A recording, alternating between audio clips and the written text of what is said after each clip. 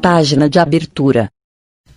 Do livro Vinha de Luz, psicografado por Francisco Cândido Xavier, pelo Espírito Emmanuel. Título da mensagem: Resistência ao mal. Eu, porém, vos digo que não resistais ao mal. Jesus, Mateus 5:39. Os expoentes da má-fé costumam interpretar falsamente as palavras do Mestre com relação à resistência ao mal. Não determinava Jesus que os aprendizes se entregassem inermes às correntes destruidoras. Aconselhava a que nenhum discípulo retribuísse violência por violência. Enfrentar a crueldade com armas semelhantes seria perpetuar o ódio e a desregrada ambição no mundo. O bem é o único dissolvente do mal em todos os setores, revelando forças diferentes. Em razão disso, a atitude requisitada pelo crime jamais será a indiferença, e sim a do bem ativo, enérgico, renovador, vigilante e operoso. Em todas as épocas, os homens perpetraram erros graves, tentando reprimir a maldade, filha da ignorância, com a maldade, filha do cálculo. E as medidas infelizes, grande número de vezes, foram concretizadas em nome do próprio Cristo. Guerras, revoluções, assassínios, perseguições foram movimentados pelo homem, que assim presume cooperar com o céu. No entanto, os empreendimentos sombrios nada mais fizeram que acentuar a catástrofe da separação e da discórdia. Semelhantes revides sempre constituem pruridos de hegemonia indébita do sectarismo pernicioso nos partidos políticos, nas escolas filosóficas e nas seitas religiosas, mas nunca determinação de Jesus. Reconhecendo antecipadamente que a miopia espiritual das criaturas lhe desfiguraria as palavras, o Mestre reforçou a conceituação asseverando: eu, porém, vos digo. O plano inferior adota padrões de resistência, reclamando olho por olho, dente por dente. Jesus, todavia, nos aconselha a defesa do perdão 70 vezes 7 em cada ofensa, com a bondade diligente, transformadora e sem fim. Emmanuel. E agora, a palestra. Olá, amigos do Grupo Espírita Francisco de Assis. Estamos aqui hoje, nessa quarta-feira, dia 30 de setembro, para darmos continuidade ao estudo do Livro dos Médiuns. O Grupo Espírita Francisco de Assis está mantendo as suas atividades agora nesse modelo remoto durante esse período de isolamento. E para que possamos continuar estudando, né, vamos aproveitando essas oportunidades, esses encontros. Então é uma alegria poder estar dividindo com vocês esse momento. O estudo do Livro dos Médiuns ele já foi iniciado e nós estamos agora no capítulo 3. O capítulo 3 ele trata do método e ele vai dos itens 18 ao item 35. Hoje, mais especificamente, nós vamos conversar sobre o item 22 e vamos até o item 27, tudo bem? Antes que a gente comece o item 22 diretamente, eu gostaria de relembrar um pouco do que já foi visto nos encontros anteriores para que a gente possa retomar a linha de raciocínio, né? Para que a gente possa dar continuidade ao que foi iniciado no começo desse capítulo, né? Logo no início, Kardec chama a atenção a respeito da importância de se entender o espiritualismo, né? A gente entender que existe algo além da matéria. Inclusive, eu achei interessante até essa passagem onde ele diz: fazer antes espiritualista e só depois espíritas. Ele diz: o ponto de partida é a existência da alma. Então, é legal que a gente entenda que antes do estudo ou do fortalecimento de qualquer postulado da doutrina espírita, de qualquer princípio, nós só podemos entendê-los se nós, antes de mais nada, compreendemos que existe algo além da matéria. E para poder desenvolver esse estudo e essa ciência, Kardec, como sempre, é muito didático, muito cauteloso e com criterioso método, ele se preocupa com todo esse passo a passo, né? Então, é justamente desse método que esse capítulo vai explorar. E ele entende que nesse processo de argumentação entre materialismo e espiritismo, é importante que a gente entenda que existem várias categorias de pessoas quanto ao seu entendimento em relação à matéria, né? Então, ele faz uma categorização onde ele inicia a partir do materialista mais puro, mais ferrenho, e aí ele vai desenvolvendo as outras categorias até chegar nos vários tipos de crentes, né? E ele inicia, então, a primeira categoria pelo que ele chama de materialista por sistema, né? Ele divide os materialistas em dois grandes grupos: os materialistas por sistema e os materialistas por indiferença, ou, como ele mesmo diz, por falta de coisa melhor. Então, o que seria esse materialista por sistema? São aqueles que raciocinam por esse viés da matéria, da não preservação da alma ou da não existência de algo mais além da matéria. São aqueles que eles não têm nenhuma dúvida, eles têm a certeza de que tudo acaba com a morte, né? Eles têm a negação absoluta de qualquer coisa que não seja material. Para eles, o homem é como uma máquina que vai se desgastando, até chegar a um fim e onde nada mais existe a partir dali, né? Kardec também pontua que esses materialistas puros, né, ou materialistas por sistema, são de menor número, até porque isso vai de encontro à nossa própria natureza, né? No nosso íntimo, na consciência, já está lá as leis divinas e, consequentemente, uma delas é o entendimento da existência do espírito, né? E de sua permanência após a vida corporal. Então, por conta disso, Kardec entende que estes são os de menor número. Na segunda categoria, ele vai falar desses materialistas que são por indiferença ou por falta de coisa melhor, né? São aqueles que, na verdade, até desejam crer.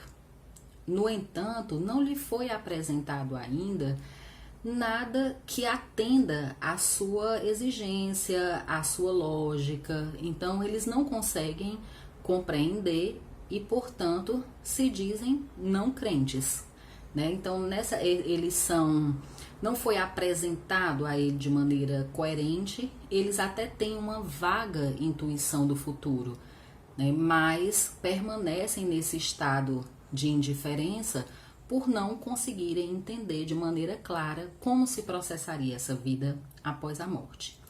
Mas nós não vamos nos deter muito nessas duas categorias, porque elas já foram vistas no encontro passado. No encontro passado vocês já desenvolveram, ou quem ainda não viu, pode voltar lá, né, e ver essa passagem que foi melhor detalhada. Para o nosso estudo de hoje, propriamente dito, nós vamos para o item 22. O item 22, ele vai falar dos incrédulos por má vontade. Então, o que são os incrédulos por má vontade?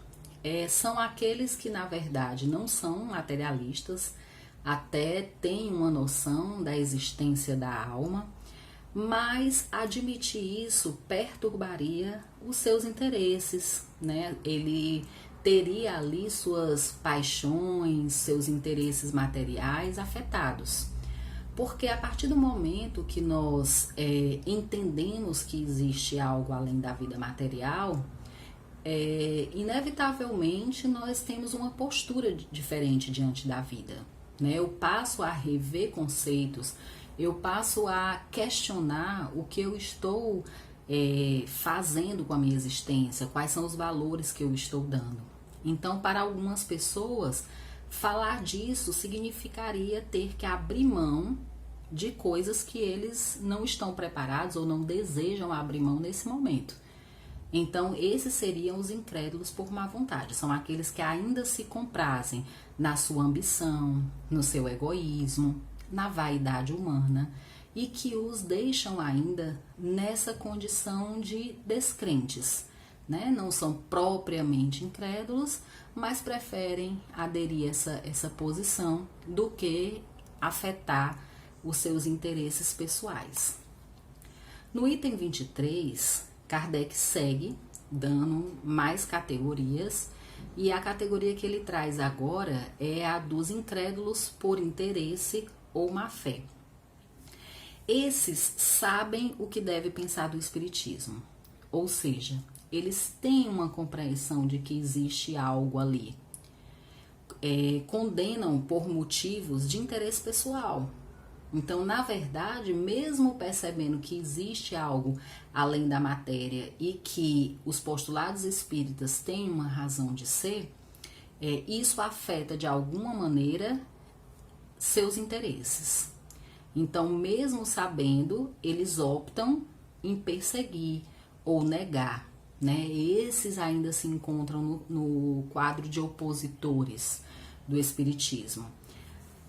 Kardec, inclusive, até diz, quanto a estes, não há nada o que dizer e nem mesmo o que fazer, né? E ele ressalta que ao seu tempo, essas pessoas despertarão, mesmo que por muita dor, né? Porque a sua consciência culpada, né? A sua consciência diante daquilo que negou voluntariamente, com certeza tem um impacto maior, tem um peso maior, e muitos desses terão que despertar a partir de um sofrimento, né? Isso será com certeza doloroso, mas que ao mesmo tempo Kardec diz que mais cedo ou mais tarde serão arrastados pela torrente da verdade, né? Então aquilo que realmente faz parte das leis da natureza, aquilo que está no código divino, aparece cedo ou tarde, irá ser descoberto, né? Então a verdade, ela quando está no tempo de ser revelada, as forças que a comandam farão esse trabalho inevitavelmente. E ele segue, né, com mais pensamentos a respeito desses posicionamentos e ele traz, além das categorias, algumas matizes, né, algumas nuances desses posicionamentos opositores ou incrédulos.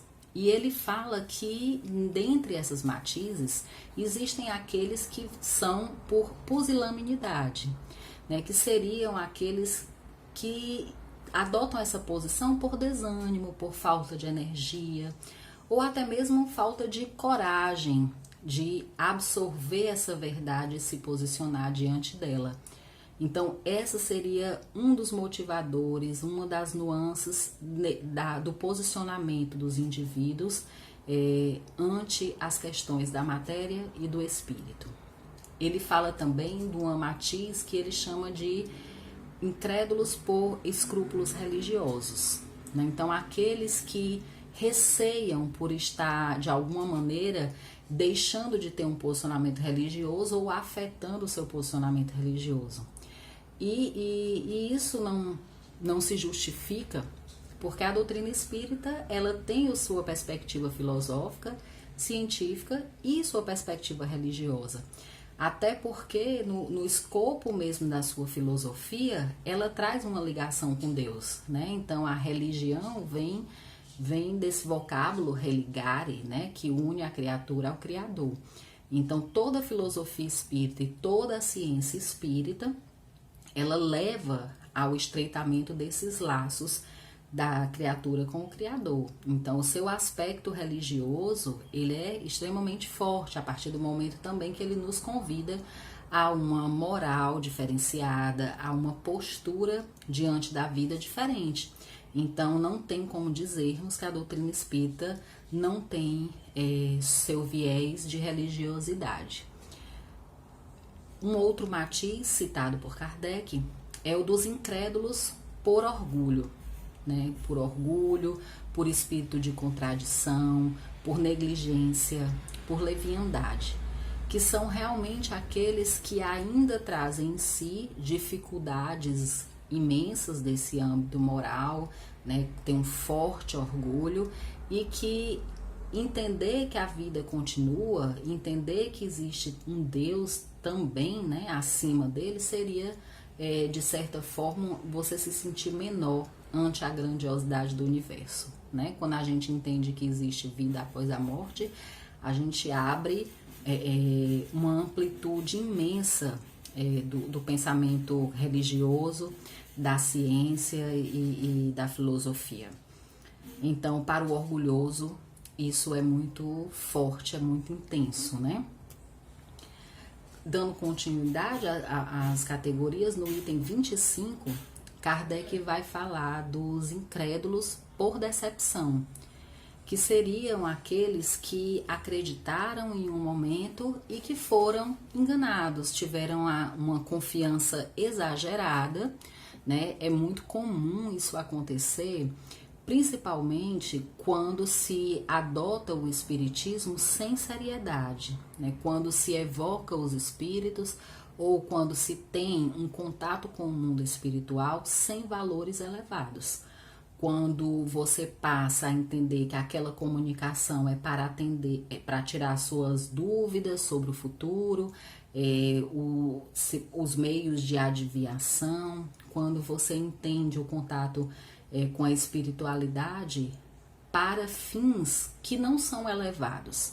E aí, naturalmente, se ligará a espíritos brincalhões, zombeteiros, que com certeza farão afirmações que nem sempre vão condizer com a verdade, e aí uma grande tendência a se decepcionar, né? A se deparar com as mistificações. E para que nós estejamos livres disso, Kardec aponta que é necessário estudar, né? Então ele diz, a falta de estudo do espiritismo e a falta de experiência acaba promovendo essas decepções, porque a partir do momento que você tem um entendimento mais profundo da doutrina espírita, você vai estar munido de experiência, de conhecimento suficiente para não cair nessas armadilhas e, consequentemente, não precisar passar por nenhuma decepção, por nada que venha mexer com as suas emoções, com seus sentimentos, ao ponto de negar o espiritismo, né? Então, para isso, Kardec é bem claro quando ele diz estudar, aprofundar, para ficar livre dos erros, das mistificações, quanto mais a gente estuda, mais a gente amplia o nosso discernimento diante de uma afirmação. Então, quando ela contradiz algo que a gente vem estudando, já acende uma luzinha ali, a gente já diz, opa, aqui tem alguma coisa que não está batendo, né? E somente o estudo nos leva a isso. Uma outra categoria, né, no item 26, Kardec vai falar dos incertos, que na verdade a gente não pode nem dizer que esses seriam opositores da doutrina espírita, né? São aqueles que inclusive é um número bem numeroso, né? Kardec diz que esses são os mais numerosos, né? São aqueles que há uma vaga intuição das ideias espíritas. São aqueles que já conseguem admitir a possibilidade de uma existência além da morte corporal, né? De que há algo mais além da matéria. No entanto, essas ideias são desorganizadas. Então, essa falta de critério, essa falta de organização nos pensamentos acabam por promover essa incerteza. Acolhe porque traz consolo. Então, são aquelas pessoas que ouvem ali um pequeno pincelar de uma ideia espírita e eu concordo. Né? Ver uma frase solta da doutrina espírita, isso aí é legal. Então são aquelas pessoas que até pegam algum conhecimento superficial, mas que se for deparado mais intensamente com um questionamento, já vacilam, né? Já ficam naquela incerteza por não terem um conhecimento mais aprofundado, por não terem um entendimento mais claro do que são os princípios espíritas. E já no item 27, né, o último que nós vamos comentar aqui, vem a classe que Kardec chama de espíritas sem saberem.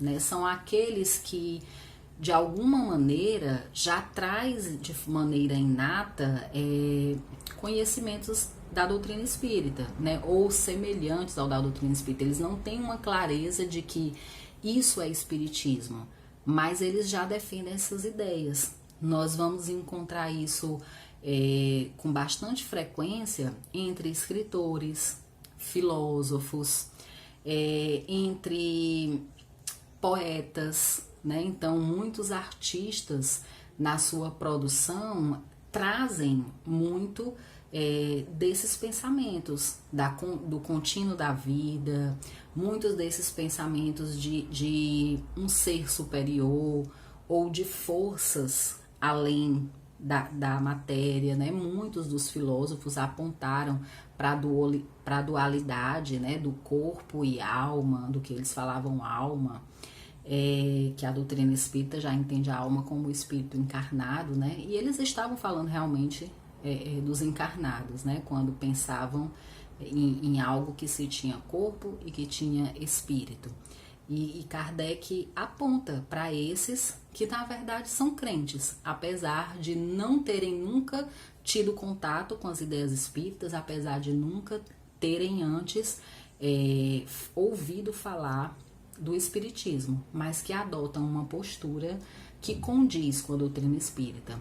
E é legal a gente pensar nisso como espíritas, né? O quanto muitas vezes a gente vive como se não o fosse, né? Então a gente vê que tem pessoas que não eram espíritas, mas que vivem muito mais como espíritas do que aqueles que conhecem. Daí a nossa responsabilidade com esse conhecimento que nós estamos tendo contato, né? O quanto é importante que nós reflitamos sobre as ideias espíritas e percebamos que diferença ela faz na nossa existência, para que possamos ser realmente representantes dessa doutrina que é tão cuidadosa, né? A gente vê aí o cuidado de Kardec desde o início da sua codificação, tanto na seleção das mensagens, no estudo das mensagens, como na própria construção da codificação. Cada livro sendo elaborado com um método, com uma ordem, com um rigor, né, que teve todo o zelo. Que possamos utilizar muito bem esses cuidados que Kardec teve, colocando isso o máximo que a gente puder na nossa existência, né? Então, nós encerramos aqui esse encontro e esperamos que todos tenham acompanhado e que estejam aqui na próxima semana para ser dado continuidade ao estudo do Livro dos Médiuns. Um abraço a todos e vamos em frente.